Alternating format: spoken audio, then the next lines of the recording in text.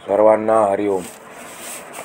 शांताकारं भुजगशयनं पद्मनाभं सुरेशं विश्वाधारं गगनसदृशं मेघवर्णं शुभांगं लक्ष्मीकान्तं कमलनयनं योगिभिर्ध्यानगम्यं वन्दे विष्णुं भवभयहरं सर्वलोकैकनाथं सच्चिदानन्दरूपाय विश्वोत्पत्त्यादिहेतवे तापत्रयविनाशाय श्रीकृष्णाय वयं नमः. भक्तीच्या नवविध प्रकारामध्ये आपण तिसऱ्या प्रकारच्या भक्तीचा अभ्यास करतो आहे. पहिली भक्ती श्रवण भक्ती, दुसरी कीर्तन भक्ती आणि तिसरी आहे स्मरण भक्ती. अर्थात भगवंताच्या नामस्मरणाची भक्ती. भगवंताचे नाम किती महत्त्वाचं आहे, ते आपण का घेतलं पाहिजे, कसं घेतलं पाहिजे, केव्हा घेतलं पाहिजे, याचा आपण थोडक्यात अभ्यास करतो आहे. भगवंताचं नाम हे आपण नित्य नेमाने घेतलं पाहिजे. साधू संत आपल्या सांगतात, नामस्मरण सर्व काळी करीत जावे. नामस्मरणापासून आपण एक क्षणभरही राहिलं नाही पाहिजे. या भक्तीसाठी, स्मरण भक्तीसाठी भक्त प्रल्हादाचा आपल्याला दृष्टांत दिलेला आहे. तो एक क्षणभर देखील भगवंताच्या नामाला विसरत नव्हता. सतत त्याचं नामस्मरण चालूच होतं आणि मग त्याचा परिणाम भगवंताला अवतार घ्यावा लागला.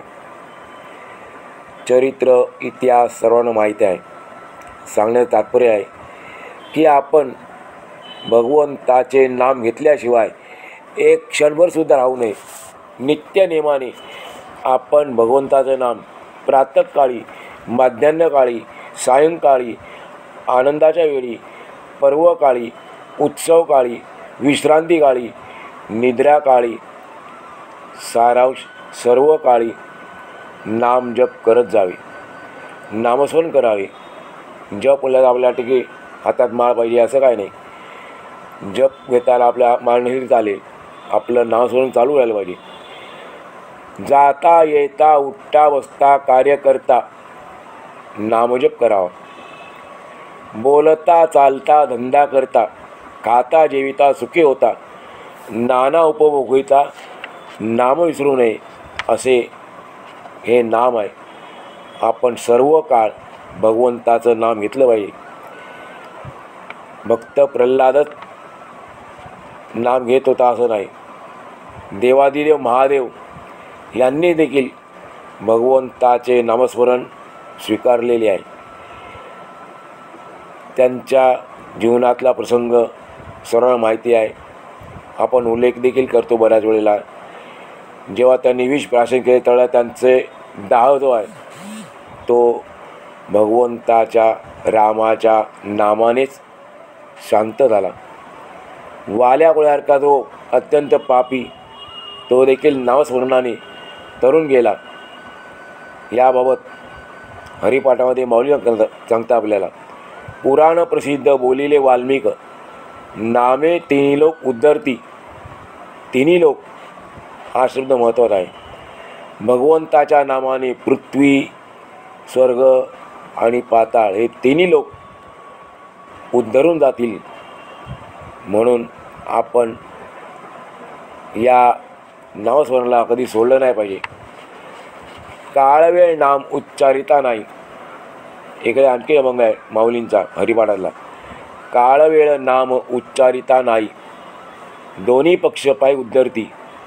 भगवंताचे नाम घ्यायला कोणत्याही काळाची वेळेची आवश्यकता नाही. उलट हे दोन्ही काळ आणि वेळ स्वतः भगवंताच्या नामाने उद्धार कसा होईल याचीच अपेक्षा करतात. दोन्ही पक्ष पायी उद्धरती असे भगवंताचं नाम आहे. मग कोणाचं नाव घ्यायचं एवढे अनंत नाव आहेत.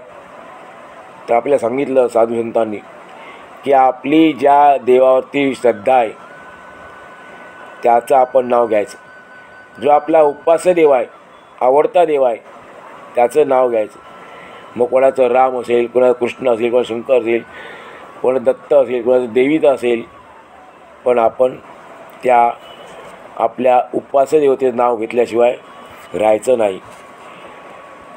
भगवंताच्या अवतारांचं जे अवतार घेतले भगवंताने वेळोवेळी, त्या अवतारांच्या कार्यामध्ये त्यांनी ज्या लीला केल्या, कृष्णाने लीला केल्या, रामाने केल्या, त्या सर्व रमणीय लीलांचे स्मरणयुक्त ते भगवंताचे नाम आपण मनामध्ये हळू किंवा मोठ्याने उच्चारणे, हे नामस्मरण सगुण भक्ताला आणि मुमुक्षुलासुद्धा उद्धरू शकते. नामाच्या उच्चाराबरोबरच त्या त्या अवतारांच्या दिव्य गुणकर्माचे स्मरण झाले म्हणजे अर्थातच सर्वज्ञत्व, सर्व शक्तिमत्व, भक्तवत्सलत्व, अघटित घटनापटुत्व, सर्व व्यापकत्व वगैरे भगवंताच्या अनेक गुणांचे आणि स्वरूपाचे स्मरण आपल्याला अनायासे म्हणजे कोणतेही प्रयत्न न करता होत जाते. आणि त्याप्रमाणे होत गेले भगवंताच्या स्वरूपाचे गुणांचे स्मरण होत गेले म्हणजे सृष्टी नियमानुसार मन हे हळूहळू भगवत स्वरूपाशी एकाकार होते. राम नाम ऐकले म्हणजे भूत पिशाचे दूर पळतात असे समर्थ म्हणतात. त्यांनी लिहिलेलं मारुती स्तोत्र सर्वांना माहिती आहे. त्यामध्ये वर्णन केलेलं आहे की राम नाम ऐकल्याने भूत पिशाच दूर पळतात. याचा अर्थ काय? नामधारक भक्तांचे नामरूपत्व सूक्ष्म तत्व शरीरधारी पिशाच्यांना अधिक स्पष्ट दिसते. पिशाच भूत कोणाला म्हणायचं? ते सूक्ष्म तत्व शरीर धारण केले असतात आणि त्यांना हे सर्व दिसत असते. भक्ताचे स्वरूप दिसत असते, त्याचे नाम दिसत असते, पण नामामुळे ती पिशाच भूते भिवून पळतात. श्री गुरूंचा कृपाहस्त मस्तकी पडेपर्यंत आपले रामरूपत्व भक्ताला दिसत नाही, त्याला अनुभवाला येत नाही. पण पिशाच्यांना ते एका निराळ्या दृष्टीने दिसत असते असे शास्त्रीयदृष्ट्या बोलण्यास मोठी हरकत नाही. पहा, अंत्येष्टिविधीच्या वेळी किंवा मृताच्या 12व्या अगर 13व्या दिवशी पिंड देताना काही काळपर्यंत कावळा त्या पिंडाला शिवत नाही, जवळच येत नाही. जर तो आला तर तोच कोणी हाकून लावल्याप्रमाणे भरकन उडून जातो.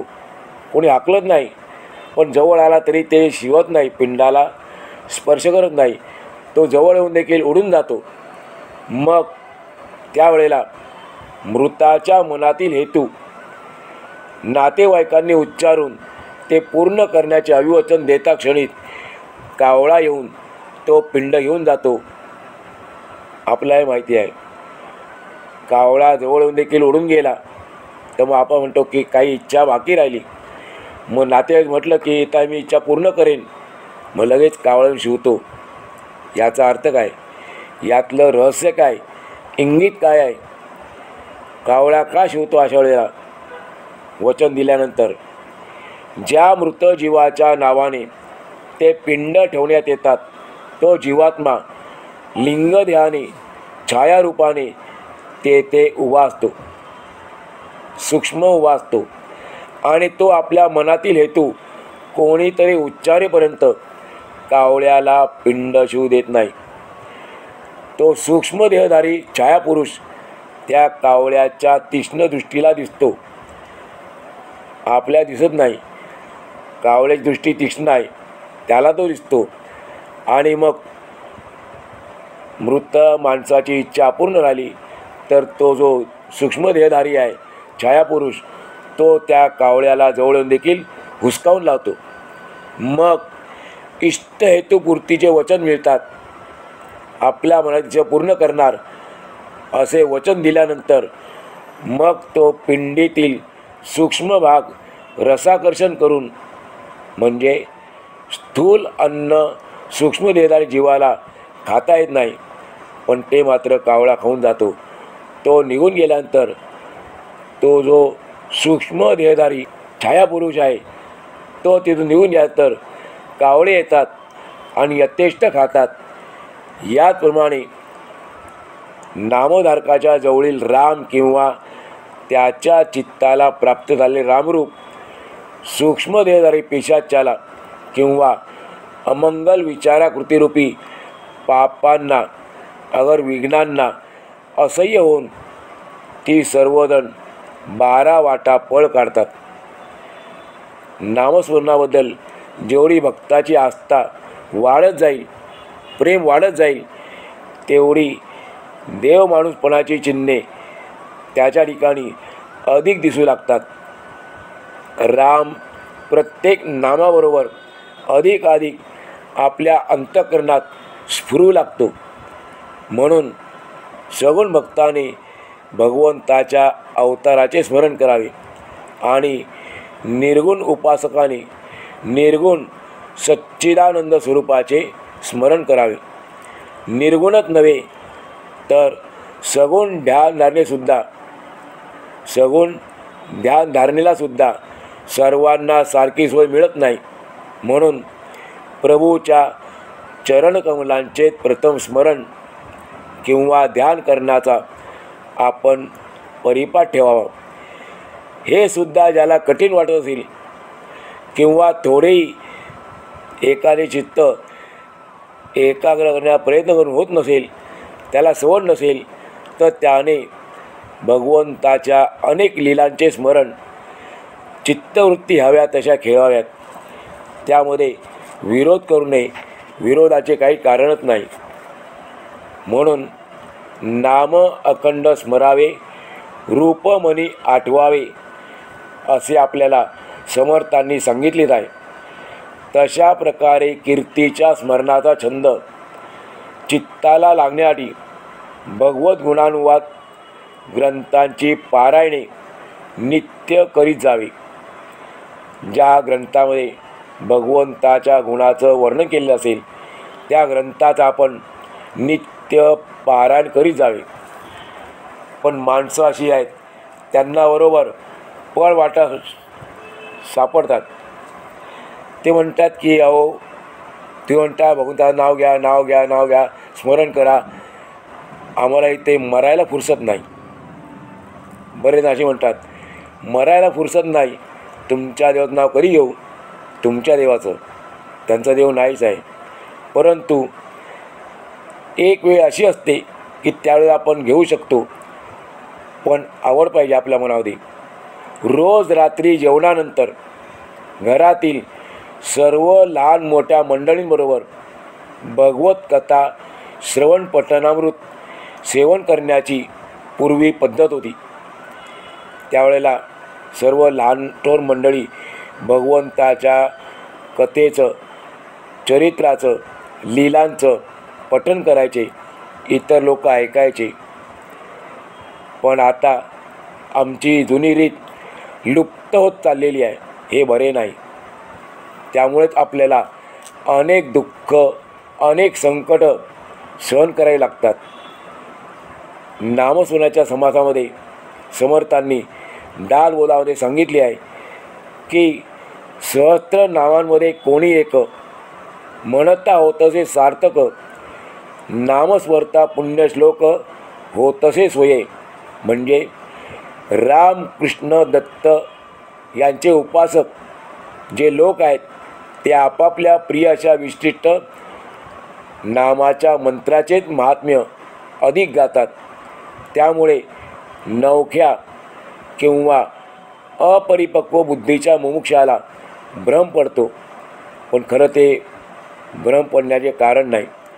सर्व अवतार एका भगवंताचीच रूपी असल्यामुळे कोणतेही एक नाम किंवा प्रेमभराने अनेक नामे भक्तिभावाने गायली असता आपल्याला कार्यसिद्धी होते, हे आपण कधीच विसरू नये. अहंभाव जाऊन अहंकार जाऊन आत्मभाव स्फुरू लागला, भक्तपणा अथवा उपासकत्व मावळून आपल्याला उपासत्व प्राप्त होते. म्हणजे एक वेळ अशी येते नामस्मरणाने की आपण भगवंतरूप होऊन जातो. मग असा भक्त आपलीच उपासना आपण स्वतः करू लागतो. परम आवडी आपली आपणा याचे रहस्य कळून सर्व अवतार मूर्तीमध्ये तो स्वतःचे दर्शन घेऊ लागतो. आत्माच हा हरिगुरु या वाक्याची गोडी तो स्वतः अनुभवतो आणि अखंड उपासना कोणत्याही स्थितीमध्ये कशी चालू शकते हे तो जाणू लागतो. पुण्यश्लोकत्व म्हणजे साधुत्व, महंतत्व म्हणजे ब्रह्मत्व अशा भक्ताला प्राप्त होते. लघुत्व म्हणजे खुजेपणा आणि दुजेपणा वितळून त्याला गुरुत्व मिळते. पुण्यश्लोको जनार्दना असं म्हटलं एके ठिकाणी.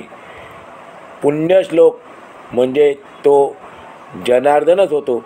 मग जन्ममरणाचे, भूत पिशाचांचे, चोरामांगाचे, सर्पविंचवाचे, वाघ सिंहाचे भय किंवा कसली चिंता किंवा हर्षशोक इत्यादिकांचा अंमल म्हणजे अधिकार अशा भक्तांवर कसा चालेल. असा नामधारक भक्त तुकोबांप्रमाणे उन्हाळ घोड्याला गायीप्रमाणे गरीब का करणार नाही व वाघ सिंहादिकाच्या पाठीवर उशी करून कावरे झोपणार नाही. या शक्ती कृत्रिम किंवा योगबलाच्या नाही आहेत. त्या आत्मसिद्धी म्हणजे सर्व आत्मैक भावाच्या पूर्ण प्रचितीची साहजिकच लक्षणे आहेत. भक्त असा कसा करू शकतो. वाघ सिंहाची उशी उन्हाळ घोड्याला गायीप्रमाणे आणतो.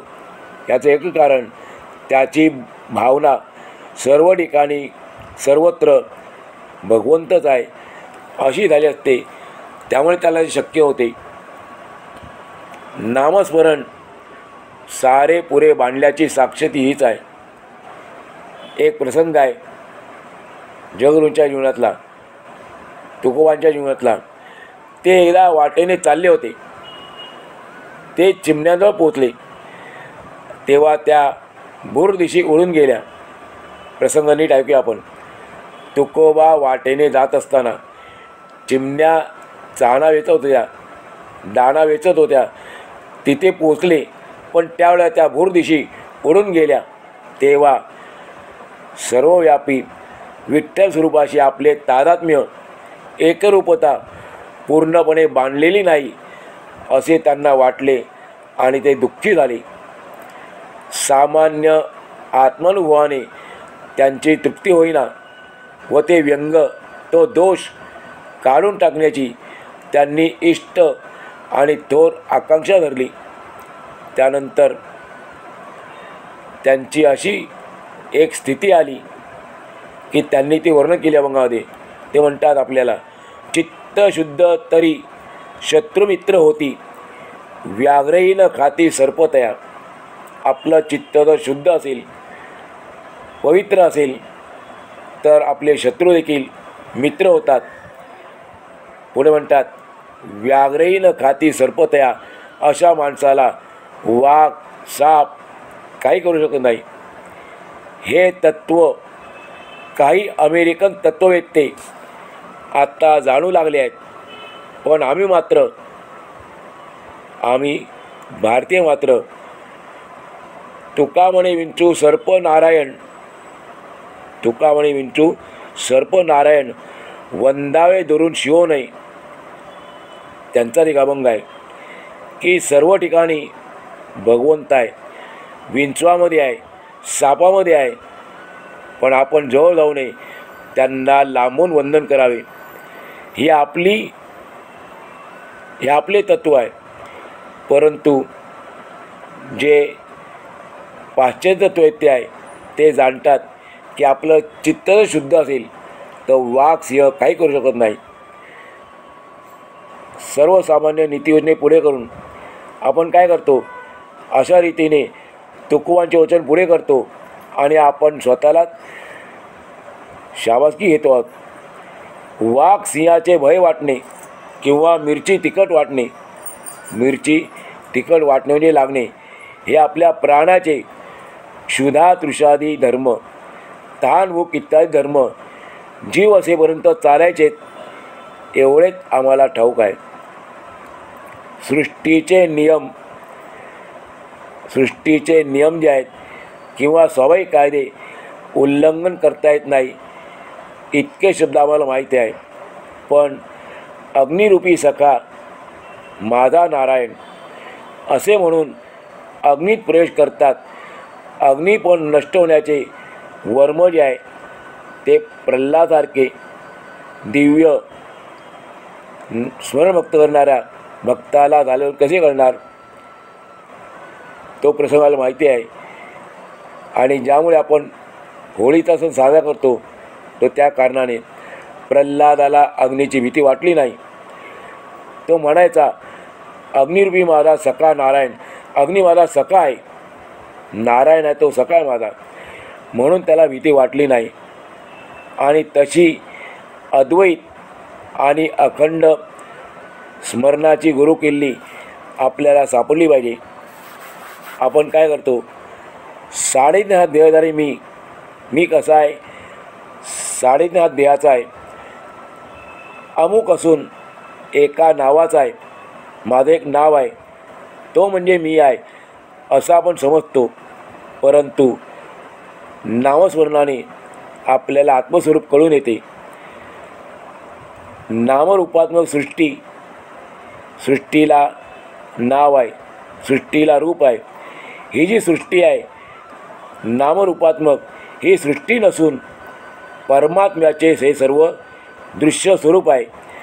अशी अखंड मती राखणे, अशी सदैव बुद्धी ठेवणे म्हणजे दिव्य नामस्मरण आहे.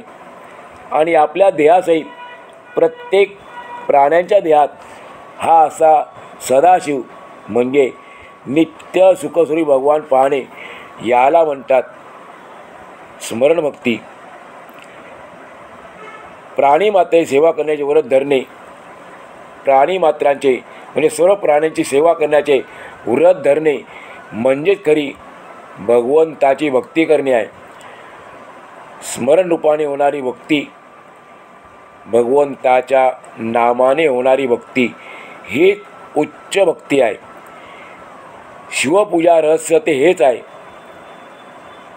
शिवलिंगाचे दर्शन आणि प्रेमरूपी शीत उदकधारेचे म्हणजे पाण्याचा महारुद्राभिषेक आपण जो करतो शिवलिंगाला, आणि त्याचे पूजन घडल्यानंतर त्यात शिवपिंडीतून म्हणजे देहातून दिव्य सिंहनाद ऐकू आल्यानंतर दिव्य ज्ञानशक्ती, आनंद, उत्साह, धैर्य वगैरेचा संचार आपल्या अंतःकरणात होतो.